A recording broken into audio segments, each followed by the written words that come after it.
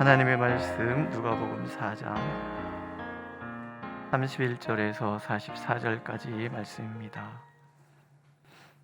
한 목소리로 읽겠습니다. 31절. 갈릴리의 가버나움 동네에 내려오사 안식일에 가르치심에 그들이 그 가르치심에 놀라니 이는 그 말씀이 권위가 있음이로라.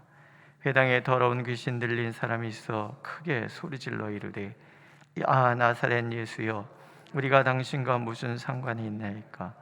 우리를 멸하러 왔나이까? 나는 당신 누구인 줄 아노니 하나님의 거룩한 자니이다. 예수께서 꾸짖어 이르시되 잠잠하고 그 사람에게서 나오라 하시니 귀신이 그 사람을 무리 중에 넘어뜨리고 나오되 그 사람은 상하지 아니한지라.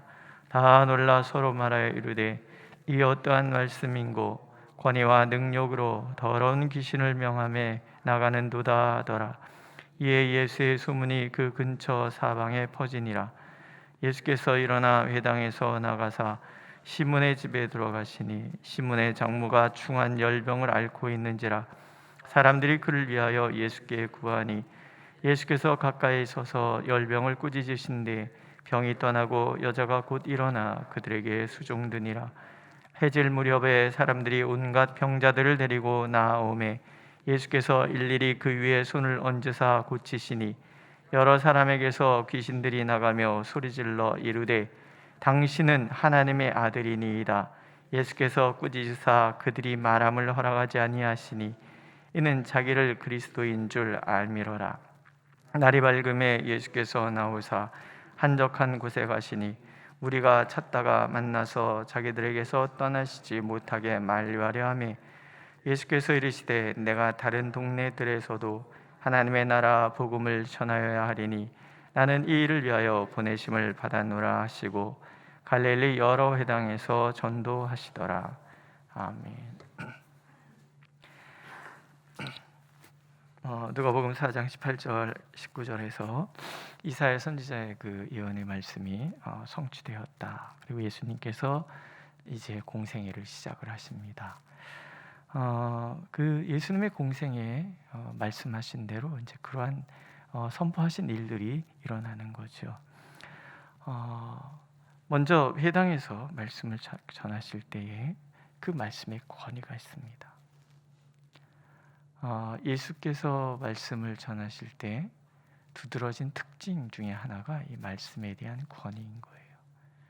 우리가 그냥 일반 책과 이 성경 말씀이 차이가 뭐예요? 말씀은 우리의 심령과 골수를 찔러 쪼개는 거예요.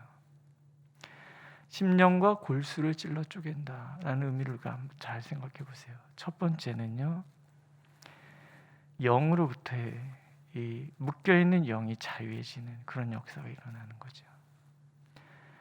귀신 들린 사람이 있어요. 귀신이라는 것은 영을 지배합니다. 그래서 내가 나 아닌 나로 사는 거죠. 내 안에 들어오는 그 영의 지배를 당해서 내 영혼이 억압당하는 거예요. 내 생각, 내 말, 내가 할 수 없어요. 우리가 그러고 살잖아요. 영혼이 지배당하면 그 지배하는 영에 의해서 우리가 이끌리게 돼 있습니다. 묶여 있고 그래서 생각이 자유롭지가 않아요. 보면은 이상한 사람들 많잖아요. 왜 저래? 그럴 수밖에 없는 거예요. 우리는 영혼이 묶여 있어서 흑암의 권세에서 영혼이 묶여 있어서 거기에서 자유롭지 못하고 그래서 참으로 인간이면 할 수 없는 일들이 버젓이 일어나는 것들을 보게 되는 거예요. 하나님의 말씀이 선포되는 곳에 이제 영혼이 자유함을 얻는 거죠. 당신은 우리를 해하려 왔나이까 나오라. 귀신이 그냥 나가는 거예요. 소리를 지르며 나가잖아요. 영들은 아는 거예요. 예수께서 하나님의 아들이신 것을, 존귀한 자이신 것을 아는 거예요. 하나님의 거룩한 사람, 거룩하신 분. 그래서 예수께서 임하시고 복음이 전파되는 곳에, 하나님의 말씀이 선포되는 곳에 어둠의 권세가 떠나가게 되는 거죠. 두 번째, 질병은 우리의 육신을 묶는 거잖아요. 질병에 묶이면은 자유함이 없습니다. 시몬의 장모가 등장을 하죠. 이분을 보면은 낳자마자 수종 드는 걸 봐서는 섬기는 걸 너무 좋아하시는 분. 우리 교회도 그런 분들 있잖아요. 섬기는 거 굉장히 좋아하시는 분. 저희 어머니도 제 아내가 맨날 그래요. 여보, 나는 1년에 김장을 5번씩 해. 저희 어머니랑 같이 살 때 우리 어머니는 주기적으로 김장을 합니다. 막 100포기 이렇게 김장을 해요. 김장을 해서 김장 배추를 담아가지고 이걸 이제 보내십니다. 목사님 댁에 보내 한 통, 전도사님 댁에 한 통, 교육전도사님 댁에도 한 통, 뭐 어떤 장로님 댁에도 한 통, 그리고 이제 저희들 먹고 누나들 주고. 이게 즐거움이지, 즐거움. 저희 어머님이 저희 집 별미가 이 콩가루 손칼국수거든요. 안동식 혹시 드셔보셨어요? 못 드셔보신 분 저희 집 오시면 제가 대접해드리겠습니다. 해가지고 보통 우리 가족만 먹으면 되는데 저희 어머니는 한 달아를 그래갖고서는 저기 김씨 아저씨네 집에 갖다 주고 와라. 저기 할머니 혼자 계시니까 갖다 주고 와라. 그럼 저기 열심히 그거 이제 이렇게 책만에 담아가지고 날르는 거. 저는 어려서 이미 식당 음식 배달부 일을 해본 적이 있습니다. 기쁘신 거예요. 이 시몬의 장모가 그런 분이에요. 섬기고 대접하는 거 좋은데 몸이 묶인 거예요. 질병으로 인해서. 예수님이 말씀으로 얘기하시잖아요. 떠나가라. 떠나가는 거. 우리의 육신이 자유해지는 역사. 질병이 낫기도 하고 그 질병이라는 것 자체에서 내 마음이 자유롭기도 하고. 막 우리 교회 이렇게 오래 투영하시느라고 안타까우신 분들이 있어요. 근데 굉장히 이렇게 말씀을 나누다 보면은 제 스스로가 깨닫지 못하는 어떤 그런 경지에 이르신 게 아닌가. 그냥 같이 사는 거예요. 자유 아니에요.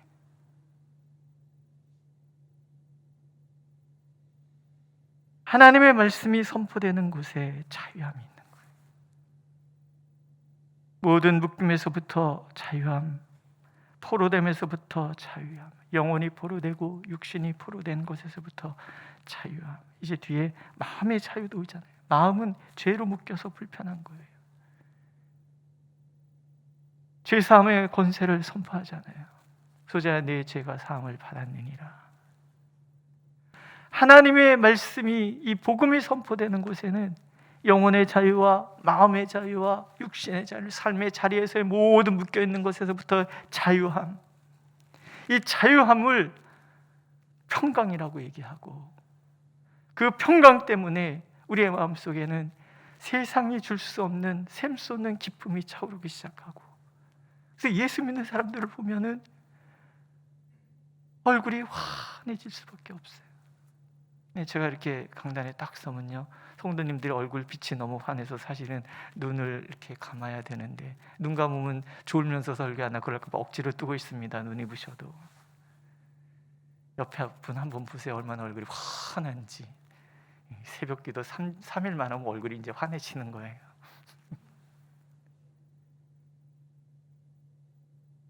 사람들은 우리를 보면서 아는 거예요. 뭔가 얼굴이 다르구나. 그래서 예수 믿는 분들은 참 얼굴이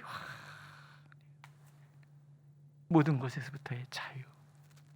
예수께서는 오늘 우리에게 오셔서 자유를 주시기를 원하십니다. 모든 묶임에서부터 자유해지기를 원하십니다. 모든 질고에서부터 자유하시고 환경에서부터 자유하시고 나를 묶고 있는 모든 것에서부터의 자유, 그걸 주님께서 선포하시는 거예요. 여기 보면 일일이라는 말이 나와요. 일일이 그의 손을 얹으사 고치셨다. 이게 얼마나 엄청난 말이에요. 일일이 한 사람 한 사람. 우리를 대하실 때 예수님께서는 무리로 대하지 않으세요. 이 대형교회 문제는요, 사람을요 1명 2명으로 안 세요. 100명 200명 단위로 막 얘기를 해요. 오늘 100명 더 올라갔어. 오늘 한 100명 더 온 것 같네. 뭐 이런 식으로 얘기를 해요. 비극이죠. 예수님은 그렇게 사람 세지 않습니다. 한 명 세는 거예요. 한 사람만 바라보는 거예요. 나만 바라보시는 거예요. 나만 바라보시고 내 문제를 위해서, 이게 하나님의 전능이에요. 뭘 옆에 사람도 있는데 그거는 네 생각이고, 예수님은 항상 우리 한 사람 한 사람을 바라보고 나의 모든 삶의 자리에 찾아오셔서 나를 바라보시고 나와 교제하시고 나의 삶의 문제에 함께 하시고 그 모든 짐들을 대신 짊어지시기를 원하시고, 그래서 하나님이세요. 일일이 우리의 문제에 개입하셔서 일일이 우리를 새롭게 하시는 하나님이 우리의 하나님이세요. 믿으세요? 외로워하지 마세요. 세상 천지에 나 혼자 있는 것 같아 보이지만 하나님께서 우리와 함께 하시는 거예요. 나의 문제에 함께 고민하시고 나의 삶의 자리에 함께 하셔서 내 모든 짐을 짊어지시기를 원하시고, 그분이 우리의 하나님이십니다. 사역을 마치시고 한적한 곳으로 가시지요. 이게 예수님의 권능이에요. 우리 성경에 보면 끊임없이 기도하시는 예수님의 모습이 나와요. 예수님의 힘의 원천이 기도인 거예요. 하나님과의 조용한 묵상의 시간을 갖는 거예요. 교제의 시간을 갖는 거예요. 우리 삶 속에서 진정한 이 능력이 나타나기 위해서는 이 교제의 시간을 놓치시면 안 되는 거예요. 새벽이면 새벽이어서 좋고, 낮이면 낮이어서 좋고, 밤이면 밤이어서도 좋고, 분명한 것은 하나님과 나만의 그 시간을 늘 우리가 갖는 거죠. 그게 우리의 힘의 원천이라는 거예요. 예수님을 사람들이 찾아오십니다. 떠나지 못하게. 왜? 너무 좋잖아요. 예수님이 말씀하세요. 지금은 복음의 때, 은혜의 복음을 전해야 될 때, 너희들뿐만이 아니라 다른 동네에서도 하나님 나라의 복음을 전하여야 하리라. 나는 이 일로 보내심을 받았다. 사람들이 막 열광할 때 그 자리에 머무는 것이 너무 좋죠. 그러나 사명 따라가는 거예요. 이분들은 이분들대로 자유함을 얻고 또 다른 사람들 향하여 가는 거죠. 우리의 마음이 그래야지 되는 거예요. 나만이 아니라 아직도 복음을 듣지 못한 사람들, 아직도 묶여있고 눌려있는 사람들을 향하여 끊임없이 나가는 거예요. 이게 하나님 나라예요. 하나님께서는 오늘도 그렇게 우리가 하나님 나라 운동에 참여하기를 원하세요. 부지런히 옆을 돌아보고 부지런히 묶여있는 사람이 누군가 그래서 같이 손잡아주고 기도하고 말씀을 전하고, 그럴 때 그 말씀이 능력이 되어서 삶의 자리를 바꾸고 회복시키는 거죠. 한 사람이 복음에 무장되고 한 사람이 그 복음에 헌신하게 될 때 우리의 머무는 곳이 달라지는 것이죠. 영성이란 다른 거 아니에요. 하나님이 머물라고 명하신 자리에 서는 거예요. 하나님께서 멈추라는 곳에서 멈추고 하나님께서 떠나라는 곳에서 떠나는 거예요. 우리가 하나님이 원하시는 그 자리에 설 때 비로소 하나님께서는 당신의 권세와 능력으로 우리와 함께 하셔서 우리를 통하여 하나님의 능력이 드러나도록 만들어 주시는 거죠. 조금 좋아하는 것이라는 시가 있어요. 조금 좋아하는 것은 사랑하는 것이 아닙니다. 우리는 흔히 그래요. 조금 좋아해 놓고는 사랑하는 것처럼 말해버리죠. 하지만 절대 조금 좋아하는 것이 사랑일 수는 없어요. 사랑한다는 말은 진실을 위해 아껴야 합니다. 사랑에 대해 생각하고 사랑에 대해 이야기하고 또 사랑을 꿈꾸기란 무척 쉬운 일입니다. 하지만 사랑을 깨닫기란 사랑을 알고 있는 그 순간에도 그리 쉬운 일이 아닙니다. 예수님을 조금 좋아하는 것은 사랑하는 것이 아니에요. 내가 사랑하는지조차도 모를 정도로 하나님을 사랑하게 될 때 하나님은 우리를 통해서 일하시는 것이죠. 왜? 하나님은 우리를 조금 좋아하지 않으세요. 당신의 모든 것을 쏟아부으셔서 우리를 사랑하시는 분이시단 말이죠. 그래서 우리의 삶 속에는 변화가 있고 새로워지는 역사가 있는 거죠.